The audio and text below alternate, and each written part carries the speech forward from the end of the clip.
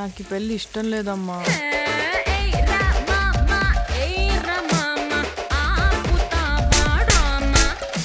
ఆయనలాగే బాగా సున్నితమమ్మా.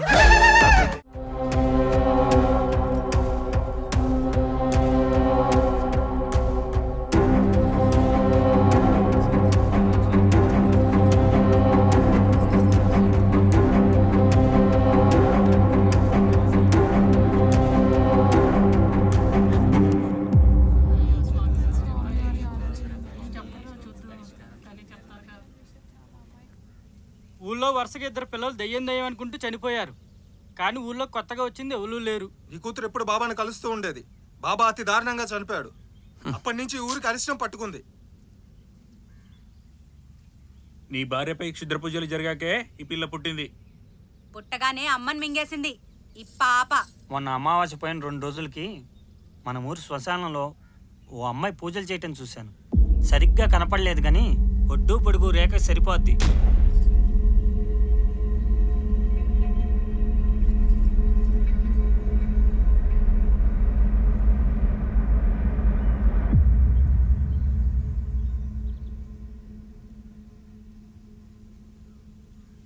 కుమార్, మన ఊరి కట్టుబాటు ప్రకారం ఊర్లో ఏం జరిగినా ఊర్లోనే తేల్చుకుంటాం.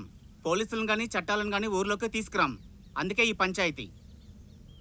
వీళ్ళందరి మాటలు నువ్వు విన్నావు కదా, దీనికి నీ సమాధానం ఏంటి? అవును, నా కూతురు మీద నాకు కూడా అనుమానాలు ఉన్నాయి.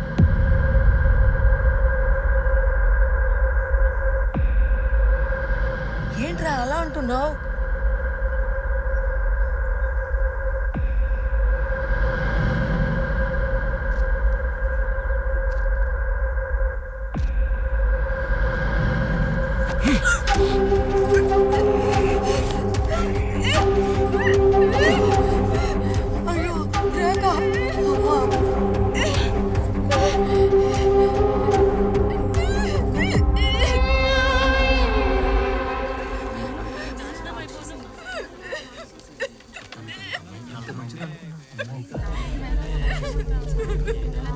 కుమార్ కూతురు రేఖ ఇలాంటిదా?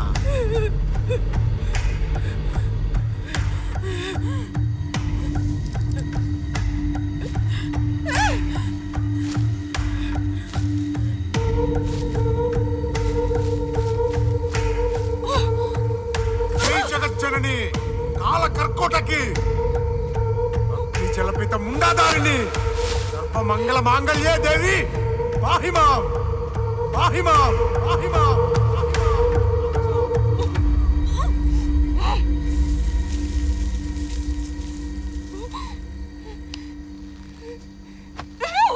ఈ పిల్ల క్షుద్ర దేవతలకు ప్రతినిధి అయితే ఈ రాత్రికి ఆమె ప్రాణాలు పంచభూతాల్లో కలిసిపోతాయి. లేదా తను సాధారణ స్త్రీ అయితే పొద్దున్నే తిరిగి తన ఇంటికి వస్తుంది. కానీ ఒక్క మాట, చీకటి పడ్డాక ఎవ్వరూ ఈ దరిదాపుల్లోకి రావద్దు. అలా ఎవరైనా వస్తే రక్తం కక్కుకొని చేస్తారు.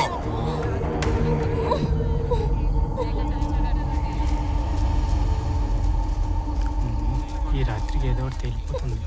భగవంతుడా, ఈ ఊరు నువ్వే కాపాడాలి.